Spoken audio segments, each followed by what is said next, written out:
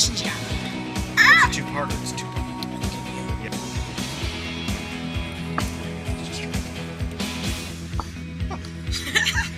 Heather O'Reilly. Hi. 21 years old. Still sort of a veteran on the team. How do you balance being such a young kid, yet having 50 caps?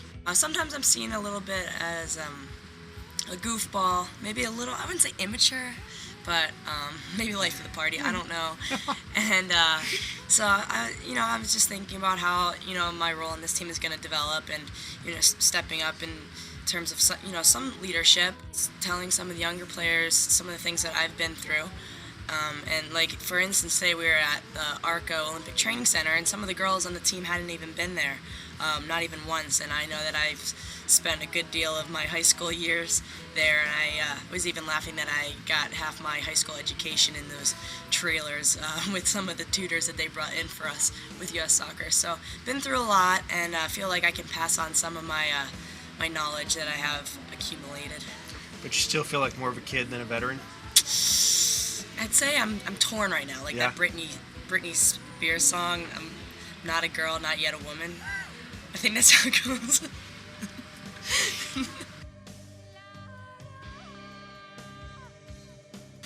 I think that it's definitely easier now that I have one under my belt in terms of, I would say, keeping a level head through it all. And I think that that's one of the most crucial things when you're in a residency camp for 4 months like that, is you're going to have a bad practice. You're going to have more than one bad practice. You're going to have a bad week. And it's just about keeping a level head and realizing that you are there for a reason, and you bring a lot of things to this team. And even if you're kind of in a bit of a slump, for me, I put a lot of pressure on myself for finishing and scoring goals and things like that. So if I'm in a bit of a slump for finishing, I know that I'm going to use the other things that I'm good at, and that's kind of what keeps me level-headed and keeps me in the game and focusing on the positives. You're starting on a 3-woman front line with Kristine, Lilly, and Abby Wambach. No pressure. No pressure. Who are 2 of the best players in the world. I don't think anyone would argue that. Can you describe just the experience of playing with those 2 and what you've learned?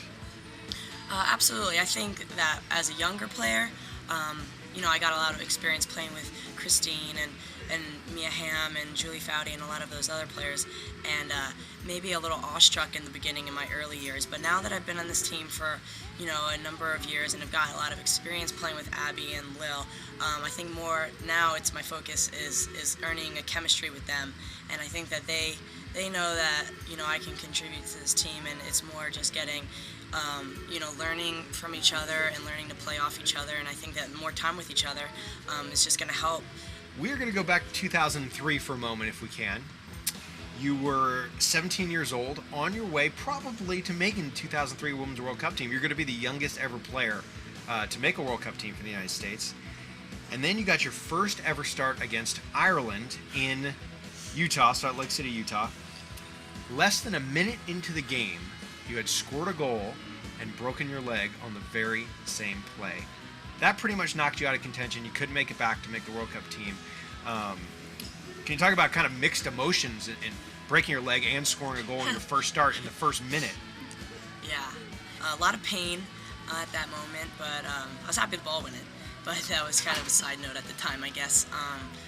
More importantly, I was thinking that the World Cup was coming up, and I knew that something was pretty wrong with my leg. So it's pretty unfortunate. But looking back on that now, I mean, it was only in '03, and it seems like quite a long time ago now. And I've been through so much as a player, and as a person growing up, and basically going through my whole career at UNC. And you just look back and learn from it, and it just proves that maybe everything does happen for a reason, and you can't dwell on injuries like that. And I think that anybody that's gone through injuries knows that exact thing. My Irish ancestry, I would say, goes way back. Yeah. So yeah, that's pretty cool. I've never even been to Ireland. Basically, the O apostrophe is the only connection that I have to to the place. So I don't know. Doesn't mean all that much. mostly what I remember about San Diego and the Arco Training Center is the friends that I've made growing up through soccer. Some of them I met when I was there when I was 14, and they're some of my best friends today, and that's the most important thing. And just the endless hours, you know, spent with those teams, hanging out and training together so hard. They're unforgettable, and even, you know, going back to that place today just brings them all to my mind. So it's a good thing that we're involved with U.S. Soccer. It's really cool.